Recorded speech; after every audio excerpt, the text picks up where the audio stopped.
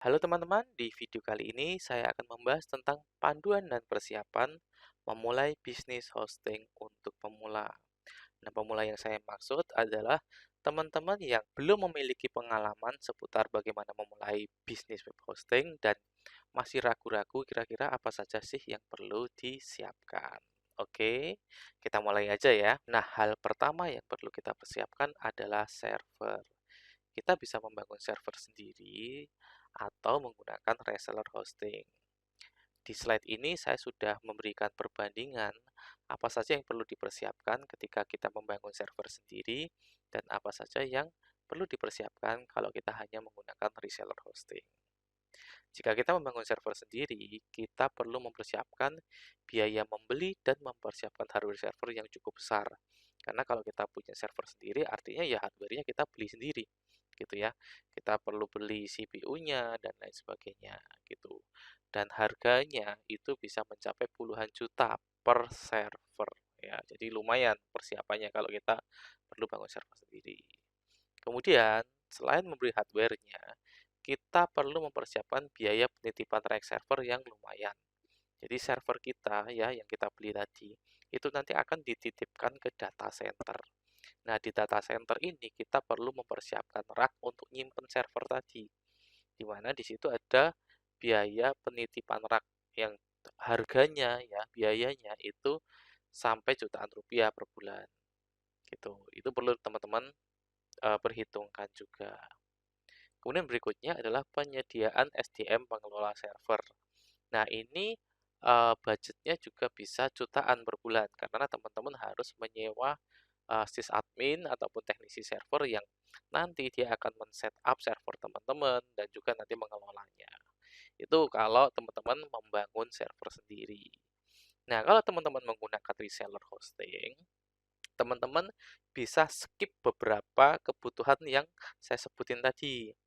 Yang pertama, misalkan biaya membeli dan mempersiapkan server, itu bisa teman-teman hilangkan, tapi diganti dengan menyewa paket reseller hosting, di mana harganya sangat jauh berbeda, teman-teman.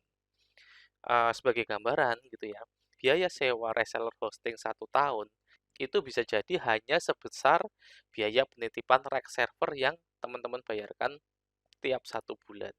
Jadi misalkan biaya rak servernya adalah 4,5 juta per bulan.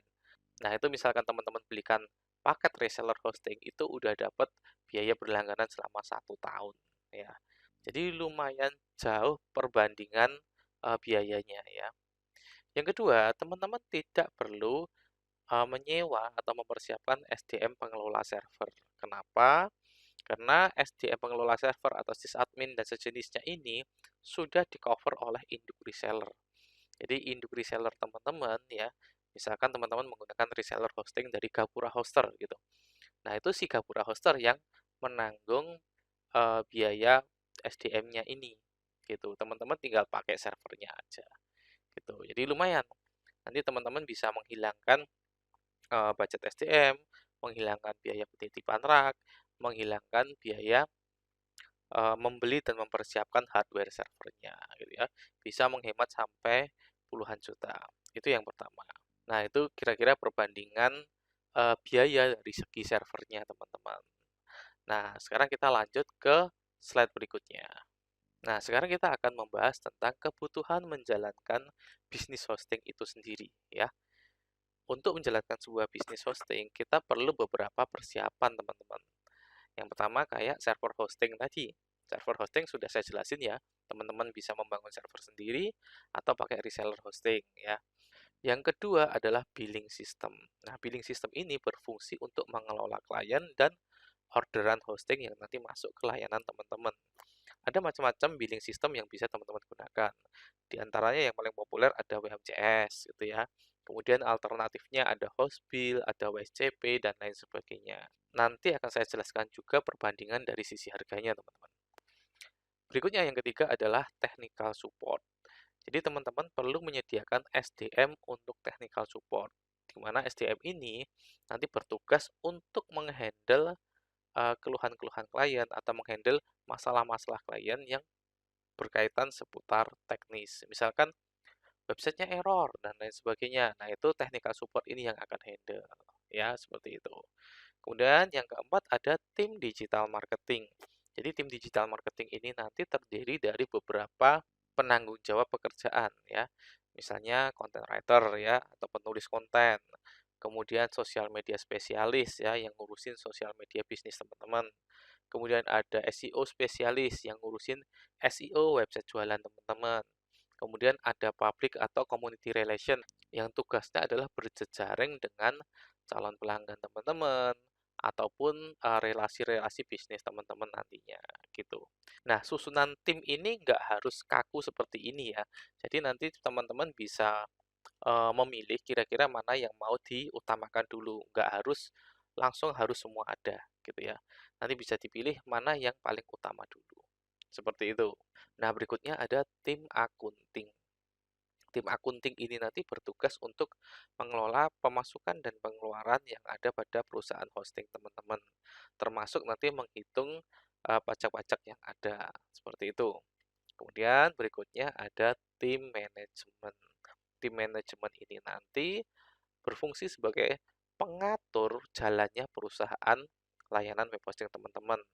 Misalkan manajemen untuk tim digital marketingnya ya, jadi ada manajernya di situ yang akan mengelola content writer, sosmed spesialis dan lain-lain. Itu ada yang handle.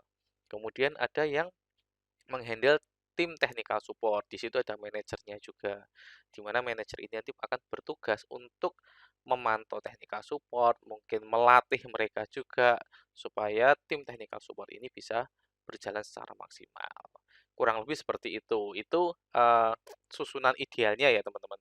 Nanti teman-teman bisa eh, mengatur sendiri kira-kira mana yang urgent ya, mana yang urgent harus diadakan dari sisi tim tadi, mana yang bisa didouble dan lain sebagainya gitu. Tergantung budget teman-teman memulai nanti sebesar apa. Begitu ya. Nah, next kita akan membahas tentang rincian budget ideal. Jadi kalau teman-teman ingin membangun bisnis hosting dan duitnya ada ya mencukupi, kira-kira rincian budget ideal untuk memulainya itu seperti ini teman-teman. Nah, yang pertama adalah server. Dari perbandingan antara membangun server sendiri dan menggunakan reseller hosting tadi, saya memasukkan server di sini menggunakan reseller hosting, teman-teman.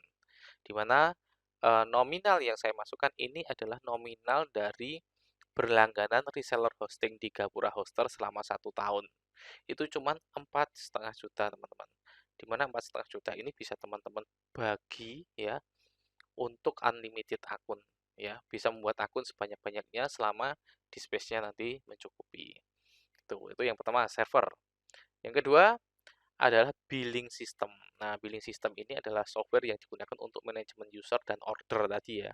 Gitu. Ada beberapa billing system yang bisa kita gunakan. Nah, di sini saya jelaskan beberapa billing system beserta harganya. Yang pertama, kita bisa menggunakan billing system dari WHMCS, di mana dia modelnya adalah langganan bulanan ya, dan paket terendahnya itu untuk 250 user. Nah, kalau teman-teman baru memulai, paketan yang 250 user ini sudah lebih dari cukup sih. Nanti teman-teman bisa lihat perkembangan penambahan usernya seperti apa. Nah, biaya untuk berlangganan WMCS bulanan yang 250 user ini adalah 400.000 per bulan. Ya, seperti itu. Nah, berikutnya ada host bill. Di sini saya masukin license untuk lifetime-nya supaya teman-teman itu lebih ngirit. Nah, yang nggak perlu mikirin biaya bulanan lagi. Dimana untuk host bill ya ini biaya lisensi lifetime-nya unlimited user ini 9,5 juta teman-teman. Ini cukup sekali bayar, bisa teman-teman gunakan selamanya gitu ya. Nih, jadi kalau dihitung-hitung nanti sebenarnya lebih ngirit di sini gitu ya, lebih ngirit yang lifetime ini karena cuma bayar sekali, untuk tahun-tahun berikutnya teman-teman nggak perlu bayar lagi. Berikutnya adalah WSCP. Nah, WSCP ini saya masukin dua model pembayaran ya. Yang pertama adalah bulanan ya. Ini hanya 254.500 per bulan. Ini untuk unlimited user gitu. 250 ribuan lah. Ini untuk unlimited user. Jadi kalau UMCS tadi kan cuma 250, ini unlimited gitu. Atau misalkan teman-teman punya budget berlebih, teman-teman bisa beli yang lisensi lifetime-nya, di mana harganya adalah 12.600.000-an. Sekali bayar juga teman-teman. Ya, seperti itu. Itu untuk billing system. Nah, untuk tim support, ya, kalau budget idealnya itu kisaran 2,3 sampai 3 juta per bulan untuk gajinya ya. Nah, di sini saya menggunakan patokan gaji rata-rata di daerah Jawa Tengah ya. Jadi di daerah Jawa Tengah ini kita masih bisa mendapatkan SDM dengan harga 2,3 sampai 3 juta per orang per bulan. Kemudian untuk tim content writer ya dan lain sebagainya, itu kira-kira salary-nya atau gajinya itu mirip teman-teman. Ya, mulai dari 2 jutaan sampai 3 juta itu udah banyak yang mau. Tuh, berikutnya ada tim akunting ya. Tim akunting ini juga sama budget bulanannya. Lalu ada tim manajemen ya, budget bulanannya juga sama. Dan juga nanti kebutuhan berikutnya adalah budget untuk iklan. Nah, ini menyesuaikan aja. Kira-kira teman-teman bisa menyediakan budget iklan berapa. Misalkan 1 juta per bulan, 2 juta per bulan, 3 juta per bulan, dan seterusnya gitu ya, bebas. Nanti disesuaikan aja dengan kondisi keuangannya.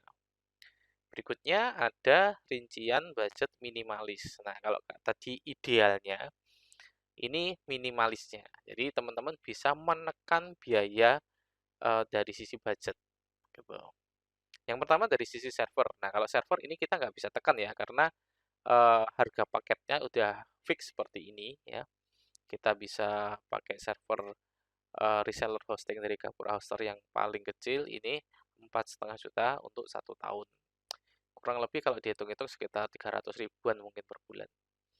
Gitu. Kemudian berikutnya ada billing system ya. Billing system seperti yang saya sampaikan sebelumnya.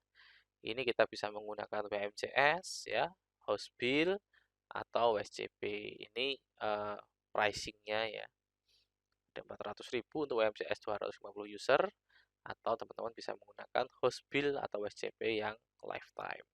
Sekali bayar doang. Nanti bulan-bulan berikutnya nggak perlu bayar lagi.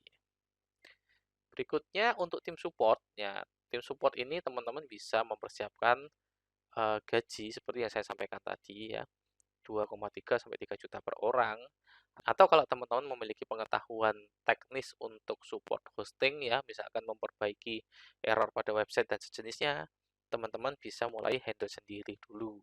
Nanti lihat perkembangan bisnisnya seperti apa. Gitu. Jadi teman-teman bisa menekan budget dari sisi gaji tim juga. Gitu. Untuk pemula nggak apa-apa, tapi nanti kalau sudah berkembang teman-teman bisa mulai memikirkan untuk merekrut tim baru. Gitu ya. Berikutnya tim content writer ini juga sama teman-teman. Ini bisa teman-teman lakukan sendiri, misalkan teman-teman memiliki waktu ya, atau bisa menggunakan jasa pihak ketiga. Itu saran saya sih. Teman-teman bisa menggunakan jasa pihak ketiga di mana saat ini bertebaran jasa-jasa pengelolaan sosmed, content writer dan lain sebagainya yang cukup terjangkau. Jadi teman-teman tinggal mengeluarkan biaya sekitar 500 sampai 1 juta per bulan itu udah lebih dari cukup sih untuk penyediaan content writer, sosial media spesialis dan lain sebagainya. 500 sampai 1 juta per bulan tadi biaya per pekerjaan ya, writer sendiri, sosmed sendiri dan lain sebagainya. Gitu. Nah, untuk tim akunting teman-teman bisa handle sendiri mungkin ya, bisa handle sendiri. Kemudian tim manajemen juga masih bisa di-handle sendiri. Misalkan teman-teman benar-benar ingin menekan budget dan benar-benar memulai dari awal gitu ya. Budget iklan juga menyesuaikan. Nanti tinggal teman-teman sesuaikan aja per hari mau berapa puluh ribu atau berapa ratus ribu gitu. Yang jelas kalau teman-teman menggunakan rincian budget minimalis ini teman-teman harus siap meluangkan waktu ya di awal-awal untuk mengelola bisnisnya. Jadi ya jadi support ya mungkin jadi tim dengan posisi yang lain gitu, double jabatan. Intinya seperti itu. Gitu. Nanti tinggal menyesuaikan aja kira-kira budgeting teman-teman seperti apa. Gitu ya. Nah, yang terakhir adalah kesimpulan dari apa yang saya sampaikan tadi. Untuk meminimalisir risiko, silahkan teman-teman bisa menggunakan reseller hosting terlebih dahulu jika ingin memulai layanan bisnis hosting sendiri dengan budget yang terjangkau. Jadi nggak perlu jor-joran, main slow dulu aja gitu ya. Pelan-pelan teman-teman bisa lihat perkembangannya seperti apa gitu ya. Sambil jalan, sambil dipantau, sambil dievaluasi perkembangan bisnis hostingnya tadi. Nah, dari pantauan dan evaluasi bisnis ini tadi, teman-teman nanti bisa mengambil keputusan kapan harus menambah tim baru ya sesuai posisi-posisinya, kapan harus mulai upgrade ke server sendiri dan lain sebagainya. Seperti itu teman-teman. Nah, yang terakhir, rekomendasi reseller hosting yang bisa teman-teman gunakan. Nah, nanti silahkan teman-teman masuk ke sini ya, gapurahoster.co.id reseller hosting Indonesia. Ini ya, linknya ada di sini, tinggal teman-teman ketikin di browser aja, atau nanti kunjungi Gapura Hoster, ada menu reseller hosting. Nah, itu tinggal diklik aja. Gitu. Di sini teman-teman bisa mendapatkan reseller hosting yang lebih menguntungkan daripada reseller hosting di layanan lain. Nah, kenapa? Karena yang pertama, teman-teman nanti bisa mendapatkan layanan reseller hosting yang white label, di mana di situ teman-teman bisa menggunakan brand sendiri untuk jualan hostingnya, tanpa ada embel-embel Gapura Hoster, gitu ya. Full menggunakan nama bisnis teman-teman, gitu. Nah, yang kedua, teman-teman bisa membuat unlimited akun hosting, di mana kalau di layanan lain biasanya ada pembatasan teman-teman. Maksimal hanya bisa membuat 10 akun, maksimal hanya 15 akun, maksimal 20 akun, dan lain sebagainya. Nah, kalau jumlah akunnya dibatasi, otomatis teman-teman nanti harus menyesuaikan antara budget pembelian reseller hosting sama harga paketnya. Itu benar-benar harus dihitung. Kalau enggak, teman-teman malah boncos. Nah, kalau di Gapura Hoster ini akun hostingnya bisa dibuat unlimited. Tinggal teman-teman pecah-pecah aja di space-nya yang teman-teman dapetin itu menjadi akun-akun kecil ya, paket-paket kecil sesuai kebutuhan klien teman-teman nantinya. Seperti itu. Nah, yang ketiga, teman-teman nanti bisa bebas membuat paket hostingnya. Jadi teman-teman bisa setting sendiri, di space-nya mau berapa. Misalkan di space-nya 100 megaan aja deh, gitu. Karena untuk pelatihan kecil-kecilan, misalkan. Atau untuk website kecil-kecilan, cuma satu halaman. Nah, misalkan dibikin cuma 100 mega, nah itu bisa. Nanti paket berikutnya dibikin misalkan 500 mega. Nah, seperti itu. Itu bisa teman-teman kontrol semua, gitu. Harganya itu juga bisa teman-teman tentukan sendiri, gitu. Misalkan mau dihargai 99.000 per tahun, bisa. Mau dihargai 200.000 per tahun, bisa, dan lain sebagainya. Gitu. Jadi ini full ada di tangan teman-teman semua kontrolnya. Gitu ya. Berikutnya, layanan reseller hosting dari Gapura Hoster ini terjangkau. Jadi teman-teman kira-kira ya yang paket paling rendah itu kalau dihitung-hitung hanya mengeluarkan budget 300 ribuan per bulan. Gitu. Dengan budget seperti itu, teman-teman bisa memiliki layanan web hosting sendiri, bisa menjual ke banyak klien ya, bisa menentukan harga sendiri dan saya yakin teman-teman pasti bisa balik modal gitu karena kelebihan-kelebihan yang saya jelaskan tadi. Nah, berikutnya adalah server dari Gapura Hoster ini berkualitas, teman-teman. Jadi bukan server yang ecek-ecek gitu ya, bukan server ecek-ecek, bukan server bekas yang lama gitu ya, tapi memang server yang bagus gitu karena memang dipersiapkan untuk klien-klien yang ingin memiliki website yang cepat, ingin website yang aman dan lain sebagainya. Gitu. Berikutnya ada support yang berpengalaman di mana tim support dari Gapura Hoster ini sudah berpengalaman lebih dari 10 tahun, teman-teman, menghandle eh, permasalahan seputar website dan hosting gitu. Jadi kalau teman-teman punya kendala gitu ya, nanti bisa konsultasi juga ke tim supportnya Gapura Hoster. Berikutnya, support berbahasa Indonesia. Nah, ini biasanya dibutuhkan untuk teman-teman yang mungkin agak kesulitan ketika harus menggunakan layanan web hosting luar negeri, di mana komunikasinya menggunakan bahasa Inggris gitu. Nah, kalau biasanya mau komunikasi harus pakai Google Translate dulu, di Gapura Hoster teman-teman tinggal chat seperti biasa gitu ya, tinggal ngobrol seperti biasa, menyampaikan apa kendalanya, apa pertanyaannya, nanti akan dibantu. Kayak gitu. Jadi seperti itu teman-teman. Semoga video ini bisa membantu memberikan pencerahan kira-kira teman-teman harus memulai bisnis web hosting itu seperti apa. Kalau teman-teman sudah memiliki gambaran, teman-teman tinggal action aja.